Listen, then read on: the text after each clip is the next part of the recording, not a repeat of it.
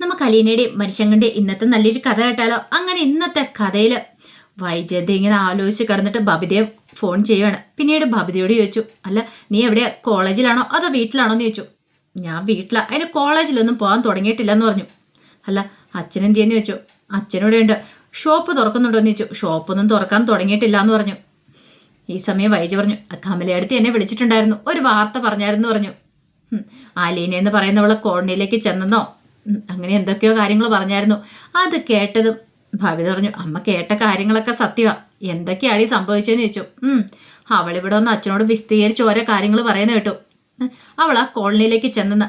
അവിടെ ചെന്ന് കഴിഞ്ഞപ്പോഴത്തേനും ഈ പീഡിപ്പിക്കപ്പെട്ടെന്ന് പറഞ്ഞ ആ പെൺകുട്ടിയുടെ ആങ്ങള, ശരണ്യയുടെ ആങ്ങള എന്ത് ചെയ്തു, അവളുടെ തലവഴി മണ്ണെണ്ണ ഒഴിച്ചു. പിന്നെ മറ്റൊരു ആങ്ങളയുണ്ട്, അവൻ തീപ്പെട്ടിക്കുള്ളി ഒഴിച്ച് കത്തിക്കാൻ ശ്രമിച്ചെന്ന്. എന്ത് ചെയ്യാനാ, തീപ്പെട്ടിക്കുള്ളി കത്തിയില്ല എന്ന് പറഞ്ഞു. ആ മരങ്ങോടനല്ലേ കത്തിച്ചേ, എങ്ങനെ തീപ്പെട്ടിക്കുള്ളി കത്താനാ? അപ്പോഴേക്കും വൈജയന്തി പറഞ്ഞു, ഇവനൊക്കെ എന്താ, അവനൊക്കെ തീപ്പെട്ടിക്കുള്ളിക്ക് പകരം ലാമ്പ് ഉപയോഗിച്ചാൽ പോരായിരുന്നോ? ഇന്നത്തെ കാലത്ത് ആരെങ്കിലും തീപ്പെട്ടി ഉപയോഗിക്കുമെന്ന് ചോദിച്ചു. ലാമ്പായിരുന്നെങ്കിലും ഒറ്റ ഇതിന് തന്നെ കത്തില്ലായിരുന്നു എന്ന് ചോദിച്ചു. അവളുടെ ആയുസിന്റെ ബലം അമ്മേ, അതുകൊണ്ട് അവള് രക്ഷപ്പെട്ട്, അല്ലായിരുന്നെങ്കിൽ അവള് തീർന്നു പോയെന്ന് പറഞ്ഞു. എന്നിട്ട് എങ്ങനെയാണ് അവള് രക്ഷപ്പെട്ടെ? ഓ, അവിടെ ഏതൊരു ഓട്ടോക്കാരനുണ്ടായിരുന്നു പോലും, ഓട്ടോക്കാരൻ വന്ന് രക്ഷിച്ചെന്ന്. ഓട്ടോക്കാരനോ? അതെ, പാലായിലുള്ള ഓട്ടോക്കാരന്മാരെയൊക്കെ അവൾക്ക് പരിചയമുണ്ടോ? എൻ്റെ അമ്മ ഇടയ്ക്കിടയ്ക്ക് അനാഥാലയത്തിലേക്കാ പള്ളിയിലേക്കാന്നും പറഞ്ഞ് ഇവിടുന്ന് ഇറങ്ങാറുണ്ടല്ലോ. ഓട്ടോക്കാരുമായിട്ടായിരിക്കും കറക്കം, നമ്മളിതൊന്നും കാണുന്നില്ലല്ലോ. എന്നിട്ടോ അച്ഛൻ ഇതൊക്കെ അറിഞ്ഞില്ലേ? ഓ, അച്ഛൻ അറിഞ്ഞിട്ട് കുറച്ച് വഴക്ക് പറഞ്ഞു. അവൾക്കതൊന്നും പ്രശ്നമല്ല. അതിനേക്കാളും വലിയ കോമഡി, ഇത്രയും പ്രശ്നങ്ങൾ ഉണ്ടായിട്ടും അവൾ ആ ശരണ്യയുടെ വീട്ടിലേക്ക് പോയി അവളെ ആശ്വസിപ്പിച്ചിട്ടാ തിരികെ വന്നേ. അവളുടെ വീട്ടിലേക്ക് പോയെന്നു? അതേന്നേ. എന്തിനാ ഏതാന്നും അറിയത്തില്ല. അമ്മ കണ്ടോ, മിക്കവാറും രോഹിത് ഹരിയൊക്കെ ജയിലിൽ, അതായത് റിമാൻഡ് കാലാവധി തീരുന്ന സമയത്ത് മിക്കവാറും വീണ്ടും ജയിലിലേക്ക് പോകും. ഇവളല്ലേ ഓപ്പോസിറ്റ് നിൽക്കുന്നേ. ശരണ്യയോട് എന്തെങ്കിലുമൊക്കെ പറഞ്ഞു കൊടുത്ത് അവർക്കെതിരെ ശക്തമായിട്ട് തിരിയുമെന്ന് പറഞ്ഞു. എനിക്കിതൊക്കെ കേട്ടിട്ട് സഹിക്കുന്നില്ല. അല്ല, നിന്റെ അച്ഛനൊന്നും പറഞ്ഞില്ലേ? അച്ഛൻ എന്ത് പറയാനായിട്ടാ? അച്ഛനല്ലേലും അവളുടെ സൈഡല്ലേ, അവള് പറയുന്നല്ലേ അച്ഛൻ അനുസരിക്കുള്ളൂ. അതങ്ങനെ ഒരുത്തൻ. പറഞ്ഞിട്ടൊന്നും ഒരു കാര്യമില്ല. നീ ഫോൺ വെച്ചോ, ഇനി സംസാരിച്ചിരുന്നിട്ടുണ്ടെങ്കിൽ എനിക്ക് ഭ്രാന്ത് പിടിക്കും, അല്ലെങ്കിൽ തന്നെ എനിക്കിപ്പോൾ ഭ്രാന്താവാൻ തുടങ്ങി എന്ന് പറഞ്ഞുകൊണ്ട് കമല കോള് കട്ട് ചെയ്തു. ഈ സമയത്ത് ഭവിത ഇങ്ങനെ ഇരുന്ന് ആലോചിക്കുവാണ്. കുറച്ച് കഴിഞ്ഞപ്പോൾ ഒരു നേഴ്സ് വൈജയുടെ അടുത്തേക്ക് വന്നു. എന്നിട്ട് പറഞ്ഞു, അതെ മാഡത്തിനെ കാണാനായിട്ട് ഒരാൾ വന്നിട്ടുണ്ട്, കൊല്ലപ്പള്ളി എന്നാ പറഞ്ഞേ. കയറ്റി വിട്ടേക്കാൻ പറഞ്ഞു. അപ്പോഴേക്കും ആ നേഴ്സ് പുറത്തേക്ക് നോക്കിയിട്ട് പറഞ്ഞു, ചേച്ചി കയറി വരാൻ പറഞ്ഞു.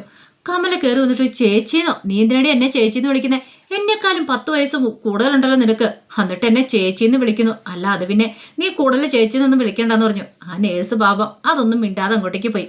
ആ സമയം കമല വൈജിയോട് ചോദിച്ചു, അല്ല നിന്നെ ഇവര് ചേച്ചി എന്നൊക്കെയാണ് വിളിക്കണമെന്ന് ചോദിച്ചു. എന്നെ ചേച്ചിന്ന് വിളിച്ച് ഞാൻ തിരിച്ചവരെ ആൻറ്റീന്ന് വിളിക്കും, എന്നോടാ അവരുടെ കളിയെന്ന് പറഞ്ഞു. ആ സമയത്ത് വൈജയന്തി ചോദിച്ചു, അല്ല കമലടുത്ത് എന്തിനാ വന്നേന്ന് ചോദിച്ചു. അത് പിന്നെ ഒരു വിവരം പറഞ്ഞത് പറയാൻ വേണ്ടി വന്നാ. ഇന്നലെ അലീന കോളനി പോയി കഴിഞ്ഞപ്പോൾ അവളെ കുറെ ആൾക്കാർ കയറി കത്തിക്കാൻ ശ്രമിച്ചെന്ന്. അല്ല അതൊക്കെ ചേച്ചിയോട് ആരാ പറഞ്ഞേ? അതൊക്കെ ഞാൻ അറിഞ്ഞെന്ന് പറഞ്ഞു. പിന്നീട് ചോദിച്ചു, അല്ല ശിവേട്ടൻ വന്നില്ലേന്ന് ചോദിച്ചു. ശിവേട്ടൻ വന്നായിരുന്നു.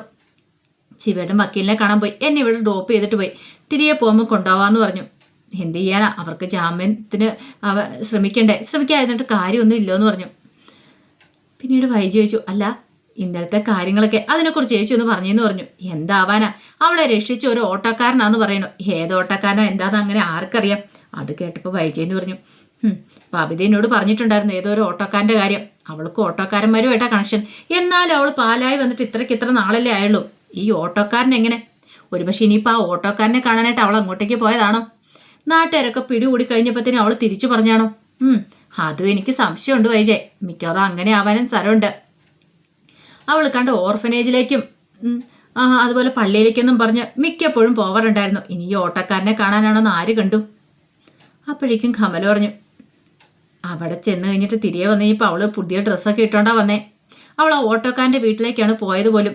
മണ്ണെണ്ണയൊക്കെ ദേഹത്ത് വീണ് കഴിഞ്ഞപ്പം പിന്നെ അവിടെ ചെന്ന് എന്തായാലും ഡ്രസ്സൊക്കെ മാറ്റണമെങ്കിൽ അവളുടെ ആ മണ്ണെണ്ണ വീണ ഡ്രസ്സൊക്കെ മാറ്റണമല്ലോ. അങ്ങനെ അതൊക്കെ മാറ്റി അവളെ കുളിപ്പിച്ച ആ ഓട്ടോക്കാരൻ ഓട്ടോ കയറ്റിക്കൊണ്ട് വീണ്ടും അവിടെ കൊണ്ട് ഇറക്കി വിട്ടേന്ന് അറിയാൻ കഴിഞ്ഞെന്ന് പറഞ്ഞു. അത് കേട്ടപ്പോൾ വൈജ പറഞ്ഞു, അപ്പം നമ്മൾ ഉദ്ദേശിക്കുന്ന പോലെ നല്ല കാര്യങ്ങളൊക്കെ തന്നെ ഇത്. കൊള്ളാം, ഇങ്ങനത്തെ കാര്യങ്ങളൊക്കെ അവിടെ നടക്കണേ. കമല പറഞ്ഞു, അല്ല ഇത്തരം കാര്യങ്ങളൊക്കെ നടന്നിട്ട് ബാലേന്ദ്രനൊന്നും മിണ്ടാത്തല്ല അത്ഭുതം. ബാലേന്ദ്രൻ എന്ത് പറയാനാ, ബാലേന്ദ്രൻ എന്തേലും മിണ്ടുവോ എന്നൊക്കെ വൈജ ദേഷ്യപ്പെട്ട് പറയണം. പിന്നീട് കമലയോടിച്ച് കമലയിടത്തേക്ക് ചായ സ്നാക്സ് എന്തെങ്കിലും വേണമെന്ന് ചോദിച്ചു. അതൊക്കെ ഇവിടെ കിട്ടുമോ? ഒരു ഫോൺ കോൾ മതി, ക്യാൻറ്റീനിലേക്ക് ഒന്ന് വിളിച്ചു പറഞ്ഞാൽ മതി, ഇപ്പം അവർ കൊണ്ടുവരുമെന്ന് പറഞ്ഞു. എന്നാൽ ശരി, നീ എനിക്കൊരു കോഫി ഓർഡർ ചെയ്യുക. ഇനിയിപ്പം ശിവേണ്ണ എപ്പോഴാണ് എത്തുന്നതെന്ന് അറിയത്തില്ല, അതുവരെ ഞാനിവിടെ പോസ്റ്റേ പിടിച്ചിരിക്കണമല്ലോ എന്ന് പറഞ്ഞു. അങ്ങനെ വൈജ ക്യാൻറ്റീനിലേക്ക് വിളിച്ചിട്ട് കോഫി ഓർഡർ ചെയ്യുവാണ്. ഇതേ സമയം അലീന ശരണ്യയുടെ വീട്ടിലേക്ക് നടന്നു വരുവാണ്.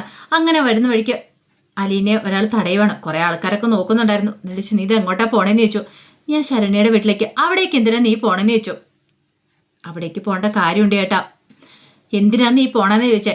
അതെ, അവൾ എൻ്റെ അനുജത്തിയ, എനിക്ക് അവളെ ആശ്വസിപ്പിക്കണം, സമാധാനിപ്പിക്കണം, ജീവിതത്തിലേക്ക് തിരികെ കൊണ്ടുവരണമെന്ന് പറഞ്ഞിട്ട് അലീന ഉറച്ച കാലോടെ മുന്നോട്ട് നടക്കണം.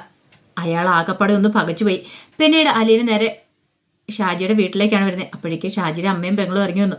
മോള് വന്നോ? അലീന ചോദിച്ചു. പണിയൊക്കെ തീർന്ന ആൻറ്റീന്ന് ചോദിച്ചു. ദേ ചോറായി, ഇനി കറി എന്തേലുമൊക്കെ ആക്കണമെന്ന് പറഞ്ഞു. അല്ല ഷായിച്ചേട്ടനില്ലേ, അവൻ രാവിലെ ഓട്ടം പോയതാ, വന്നില്ല എന്ന് പറഞ്ഞു. അലീന ബാഗിനകത്തുനിന്ന് ഒരു കവറെടുത്തങ്ങോട്ട് കൊടുക്കുവാണ് ഷാജിയുടെ പെങ്ങളുടെ കയ്യിലേക്ക്. ഇതെന്താ, ഇന്നലെ ഞാൻ ഇട്ടുകൊണ്ട് പോയ ഡ്രസ്സാന്ന് പറഞ്ഞു. അങ്ങനെ അത് തുറന്നു നോക്കുന്ന സമയത്ത് അതിൻ്റെ അകത്ത് എക്സ്ട്രാ ഒരു ജോഡി ഡ്രസ്സും കൂടെ. അതെടുത്ത് നോക്കിക്കഴിഞ്ഞാൽ പുതിയതാണ്. ഇതെന്താ വെച്ചാൽ പുതിയ ഡ്രസ്സാണല്ലോ, അതിരിക്കട്ടെ, ഒരു സ്പെയർ ഇവിടെ ഇരിക്കട്ടെ, എപ്പോഴാണ് എനിക്ക് ആവശ്യം വരുന്നതെന്ന് പറയാൻ പറ്റില്ലല്ലോ എന്ന് പറഞ്ഞു. അപ്പോഴേക്ക് ഷാജിയുടെ അമ്മ പറഞ്ഞു, എൻ്റെ മോളെ അങ്ങനൊന്നും പറയരുത്, ഇന്നലെ തന്നെ മനുഷ്യൻ്റെ ചങ്കിനകത്ത് തീയായിരുന്നു, ആകെപ്പാടെ ടെൻഷനായിപ്പോയി, ഇന്നും കൂടെ നീ അങ്ങനെ പറയരുതേ, ഇനി അങ്ങനെയൊന്നും സംഭവിക്കാതിരിക്കട്ടെ എന്ന് പറഞ്ഞു. അമ്മ വിഷമിക്കൊന്നും വേണ്ട, ഞാനേ ശരണ്യനെ ഒന്ന് കണ്ടു വരാമെന്ന് പറഞ്ഞു. ഇനി നീ അങ്ങോട്ടേക്ക് തന്നെ പോവുകയാണോ? പ്രശ്നം ഉണ്ടാവില്ലേ? ഒരു പ്രശ്നം ഉണ്ടാകത്തില്ല, എനിക്ക് അവളെ കാണാതിരിക്കാൻ പറ്റില്ല, അവളെ ആശ്വസിപ്പിക്കണ്ടേ, അവളെ കൈ പിടിച്ചൊന്ന് നടത്തിക്കണ്ടേന്ന് ചോദിച്ചു. ആ സമയത്ത് ഷാജിയുടെ പെങ്ങൾ ചോദിച്ചു, ചേച്ചിയിലൂടെ വരുമോ? പിന്നെ എനിക്ക് ഊണിവിടെ അല്ലേന്ന് ചോദിച്ചു. അപ്പോൾ വരണം, വരുമെന്നും പറഞ്ഞിട്ടാണ് അലീന ഇറങ്ങി നടക്കുന്നത്. കുറച്ച് കഴിഞ്ഞപ്പം അലീന ശരണ്യയുടെ വീട്ടിലേക്ക് വരുവാണ്. ആ സമയത്ത് ശരണ്യയുടെ ആങ്ങളെ അച്ഛനോട് നിൽക്കുന്നുണ്ടായിരുന്നു. അലീനയെ കണ്ടു കഴിഞ്ഞപ്പോഴത്തേനും അവനും നോക്കി. എന്നിട്ട് എന്താന്ന് ചോദിച്ചു. ശരണ്യനെ ഒന്ന് കാണാമെന്ന. എന്തിനാ നീ ശരണ്യയെ കാണുന്നതെന്ന് ചോദിച്ചു. നീ അവർ പറഞ്ഞിട്ട് വരുന്നതല്ലേ, അവരുടെ വീട്ടിൽ ജോലിക്ക് നിൽക്കുന്നവളല്ലേ നീ, എൻ്റെ ശരണ്യയെ സ്വാധീനിക്കാൻ വേണ്ടി വരുന്നതല്ലോ എന്ന് ചോദിച്ചു. അത് കേട്ട് കഴിഞ്ഞപ്പോൾ അലീന പറഞ്ഞു, ഒരിക്കലും അല്ല, ഞാൻ ഇങ്ങോട്ടേക്ക് വരുന്ന വീട്ടിലുള്ളവർക്ക് ഇഷ്ടമില്ല എന്ന് പറഞ്ഞു. അത് കേട്ടപ്പോൾ ഗോപൻ പറഞ്ഞു, എനിക്കും ഇഷ്ടമില്ല നീ ഇങ്ങോട്ടേക്ക് വരുന്നേ. അപ്പോഴേക്കും ശരണ്യ അമ്മ അങ്ങോട്ട് വന്നു. അതെ, അവളെ തടയണ്ട, അവൾ കയറി കണ്ടോട്ടെ എന്ന് പറഞ്ഞു. അങ്ങനെ അലീന അകത്തേക്ക് കയറി പോവാണ്. അകത്തേക്ക് ചെന്ന് കഴിഞ്ഞപ്പോഴത്തേനും ശരണ്യ ഇങ്ങനെ പതുക്കെ തലതിരിച്ച് നോക്കുവാണ്. അലീനെ കണ്ടു കഴിഞ്ഞപ്പോൾ ആദ്യം ഒരു നിമിഷം ഒന്ന് ഞെട്ടിപ്പോയി, വല്ലാതെ വിറയ്ക്കുവാണ് അവൾ. ആ കാഴ്ച കണ്ടപ്പോൾ അലീന അങ്ങോട്ട് ചെന്നു, അവളുടെ അടുത്തിരുന്നു. എന്നിട്ട് കയ്യെ പിടിച്ച് ചോദിച്ചു, എന്താ മോളെ, നീ ഇന്നലെ എന്നെ കണ്ടതല്ലേ, ഞാൻ ആരാന്ന് നിനക്ക് മനസ്സിലായില്ലേന്ന് ചോദിച്ചു. ഞാൻ ആരാ പറയാൻ പറഞ്ഞു. അലീന, അതാ പറഞ്ഞേ. എന്നിട്ട് മോൾ എന്തിനാ ഭയപ്പെടുന്നേ, ഇതെന്ത് കിടപ്പായി കിടക്കുന്നേ, ഇങ്ങോട്ട് എഴുന്നേക്കാൻ പറഞ്ഞു. ഇല്ലേ ചേച്ചി, മോളെ ഇങ്ങനെ കിടന്നിട്ട് കാര്യമില്ല, മോൾ ഇങ്ങോട്ട് എഴുന്നേക്ക്, കിടന്നല്ലെങ്കിലും ശരിയാണെന്ന് പറഞ്ഞുകൊണ്ട് അലീന അവളെ എഴുന്നേൽപ്പിക്കുക. എന്നിട്ട് പറഞ്ഞു, മോളെ എനിക്ക് ചേർത്ത് പിടിക്കണ്ടേ, ആശ്വസിപ്പിക്കണ്ടേ, മോള് കിടന്നിട്ടുണ്ട്, ഇതൊക്കെ നടക്കുമെന്ന് ചോദിച്ചു. പിന്നീട് ആ മുടിയൊക്കെ ഒന്ന് ഒതുക്കി വെക്കുവാണ്. ദേ ഇന്നലത്തെക്കാളും മോളൊന്ന് ഉഷാറായിട്ടുണ്ടല്ലോ, സുന്ദരിയായിട്ടുണ്ടല്ലോ എന്നൊക്കെ പറഞ്ഞു. ഇതൊക്കെ കേട്ടിട്ട് ശരണ്യയുടെ അമ്മ അവിടെ തന്നെ നിൽക്കുന്നുണ്ട്. ഈ സമയത്ത് ശരണ്യ പറഞ്ഞു, ചേച്ചി എനിക്ക് എഴുന്നേക്കണ്ട, എനിക്ക് ആരെയും ഫേസ് ചെയ്യാനൊന്നും പറ്റില്ല എന്ന് പറഞ്ഞു. എന്തൊക്കെയാ മോളെ നീ പറയണേ, നീ ധൈര്യമായിട്ടിരിക്കും, നിനക്കൊന്നും സംഭവിച്ചിട്ടില്ല. സംഭവിച്ച ആർക്കാ? നിന്നെ ഇങ്ങനെ ആക്കി വിട്ടവന്മാർക്കാ സംഭവിച്ചത്, അവരിനി ജയിലിലായിരിക്കും. നിനക്കിനി എന്തൊക്കെ കാര്യങ്ങൾ ചെയ്യാനുണ്ട്, ബാക്കി തുടർന്ന് പഠിക്കണം, കോളേജിൽ പോകണം, നിനക്ക് ഇഷ്ടമുള്ള കോഴ്സ് എടുത്ത് പഠിക്കാം, നല്ലൊരു ജോലി വാങ്ങാം, നല്ലൊരു ജീവിതം ഉണ്ടാവും. ചേച്ചി ഞാൻ എങ്ങനെ ആൾക്കാരുടെ മുഖത്ത് വെക്കും, പിന്നെ നീ മുഖത്ത് നോക്കണം എന്ന് ഓർത്തുകൊണ്ട് പേടിച്ചിരുന്നിട്ട് കാര്യമില്ല, എല്ലാവരെയും ഫേസ് ചെയ്യണം, നിന്റെ കുറ്റങ്ങളൊന്നും അല്ല ഇങ്ങനെയൊക്കെ സംഭവിച്ചത്. അതെ, നമുക്ക് ധൈര്യമാണ് വേണ്ടേ, നമ്മൾ ധൈര്യമായിട്ട് മുന്നോട്ട് പോയിട്ടുണ്ടെങ്കിൽ ആരും നമ്മളെ തടയാനിട്ടൊന്നും വരത്തില്ല. ചേച്ചിയല്ലേ പറഞ്ഞേ, ഞാൻ ഫുൾ സപ്പോർട്ടുമായിട്ട് നിന്നോടൊപ്പം ഉണ്ടായിരിക്കും, നിന്നോടൊപ്പം ആയിരിക്കും ഞാൻ ഉണ്ടായിരിക്കണേന്ന് പറഞ്ഞു. ചേച്ചി എനിക്ക് ജീവിക്കണമെന്ന് പോലും ഇല്ലയെന്ന് പറഞ്ഞു. എന്ത് വർത്താനം മോളെ നീ പറയണേ, ജീവിക്കേണ്ടെന്നൊക്കെ പറയാൻ പറ്റുമോ? ഒരിക്കലും ഇല്ലയെന്ന് പറഞ്ഞു. നമ്മുടെ ജീവിതം അവസാനിപ്പിക്കാനായിട്ടേ നമുക്ക് പോലും റൈറ്റ്സ് ഇല്ലയെന്ന് പറഞ്ഞു. നമ്മൾ ഒന്നും സംഭവിച്ചില്ല എന്ന് കരുതി മുന്നോട്ട് പോകാൻ ചെയ്യണ്ടേ, അല്ലെങ്കിൽ മോൾക്ക് ഇവിടെ എന്താ സംഭവിച്ച മൊത്തം അവന്മാർക്കല്ലേ, മോള് ധൈര്യമായിട്ടിരിക്കുക. അത് കേട്ടപ്പം ശരണ്യയുടെ മുഖത്തൊരു തെളിച്ചു വെക്കണ്ടേ. അലീന ധൈര്യം പകരുവാണ്. പിന്നീട് അലീന പറഞ്ഞു, മോള് വിഷമിക്കൊന്നും വേണ്ട കേട്ടോ, അധികം വൈകാതെ തന്നെ മോളീ മുറിയിൽ നിന്ന് പുറത്തിറങ്ങണം, എല്ലാവരും ഫേസ് ചെയ്യണം, എല്ലാവരോടും സംസാരിക്കണം. ഈ ഇരുട്ടുമുറിയിൽ തന്നെ ഇരുന്നിട്ടുണ്ടെങ്കിൽ മോളുടെ ജീവിതം ഇങ്ങനെയായിട്ട് മാറും, അറിയാലോ. മോളുടെ ചേച്ചി തരുന്നതായിട്ട് മോള് കേട്ടാൽ മതി. അങ്ങനെയൊക്കെ പറഞ്ഞു ശരണ്യയെ സമാധാനിപ്പിക്കുകയാണ്. പിന്നീട് ശരണ്യയോട് പറഞ്ഞു, നമ്മൾ തളർന്നു പോയിട്ടുണ്ടെങ്കിൽ നമ്മളെ ചവിട്ടാനായിട്ട് ആൾക്കാർ കാണും. പക്ഷെ നമ്മൾ തളരരുത്, നമ്മൾ മുന്നോട്ട് കുതിച്ചോണ്ടേ ഇരിക്കണം. എങ്കിൽ മാത്രമേ മോൾക്കൊരു ജീവിതം ഉണ്ടാകത്തുള്ളൂ. അല്ലെങ്കിലും മോളുടെ കുറ്റം കൊണ്ടൊന്നും അല്ല സംഭവിച്ചത്. ഈ പ്രായത്തിൽ ഇങ്ങനെ പ്രണയവും കാര്യങ്ങളൊക്കെ ഉണ്ടാകുന്ന സ്വാഭാവിക, ഏതൊരു പെൺകുട്ടിക്കും ആൺകുട്ടികൾക്കും ഉണ്ടാകുന്ന. അത് പക്ഷേ എങ്കിൽ മോളെ മോശമായിട്ട് അവർ അങ്ങനെയൊക്കെ ചീറ്റ് ചെയ്തു. മോള് അതൊന്നും ചിന്തിക്കുക പോലും വേണ്ട, മോളുടെ തെറ്റൊന്നും അല്ലല്ലോ അത്, എങ്ങനെയൊക്കെ പറഞ്ഞ് ആശ്വസിപ്പിക്കുന്നുണ്ട്. ഇതൊക്കെ കേട്ട് കഴിഞ്ഞപ്പോൾ ശരണ്യയുടെ അമ്മയ്ക്കൊരു സമാധാനമേ.